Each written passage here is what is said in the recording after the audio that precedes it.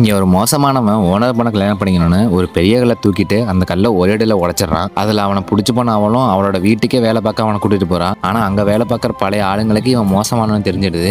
இவனும் அப்பா பொண்ணு பார்க்காம 2 பேரும் கொலை பண்ணிடுறான். ஓனரும் அவங்க எங்கன்னு கேட்க அவங்க 2 பேரும் ஊருக்கு போயிட்டாங்கன்னு சொல்றான். இவங்க மேல ஓனருக்கும் சந்தேகம் வர ஆரம்பிச்சிடுது. அதனால நைட்டோட நைட்டா ஓனர் கதையும் முடிச்சிடறாங்க. காலையில ஹீரோயின் அப்பா எழுப்புறான். ஆனா இறந்து போனதை பார்த்து அவள் அழுதுகிட்டு இருக்கா. இவனும் எப்படி அவளை சமாதானப்படுத்துற மாதிரி பேசி ஹீரோயினை ஏமாத்தி கல்யாணம் பண்ணிடுறான். அவளை மாசமாயிடுறான். இப்ப அவனோட உண்மையான ஒய்ஃபை வீட்டுக்கு வேலைக்காரங்க அழைச்சிட்டு வரான். அவங்க ஒன்னா இருக்கிறத பார்த்து ஹீரோயின் அவள்கிட்ட சண்டை போடுறா. அவள் நீ பாவம் தான் என் புருஷனை கல்யாணம் பண்ணிக்கிட்டான், அவன் போட்ட பிச்சு தான் இந்த கல்யாணம் அப்படின்னு அவன் சொல்லிட்டு இருக்கா. அவளை இவ காலில் விழுந்து என் புருஷனை என்கிட்ட கொடுத்துருமான்னு கெஞ்சிரா. அவளும் நீ உன் சொத்தை என் பேர்ல எழுதி வைன்னு சொல்ல அவளும் எழுதி வச்சிடறா. இவங்க நைட்டு இந்த சொத்துக்காக வீட்டில் வேலை பார்த்தவங்களையும் அவளோட அப்பாயும் கொண்டதை பத்தி பேசிட்டு இருக்காங்க. இதை ஹீரோயின் கதல் வாங்கிடுறா. இனிமே ஹீரோயின் உயிரோடு இருக்கக்கூடாதுன்னு அவளை கொல்றதுக்கு ஆளுங்களை அமைச்சிடறா. அவளும் தப்பிச்சுட்டு சுடுகாட்டுக்கு போயிடறா. அவளுக்கு சுடுகாட்டுக்கு போனதுமே அவளுக்கு வழி ஆரம்பிச்சிடுது. அங்க உள்ள வெட்டியாங்க அவங்களுக்கு பிரசவம் பார்க்குறாங்க. அவளுக்கு 2 குழந்தையும் பிறக்குது. அவளும் இறந்து போயிடறா. அங்க உள்ள வெட்டியாங்களே இந்த 2 குழந்தையும் வளர்க்க ஆரம்பிச்சிடறாங்க.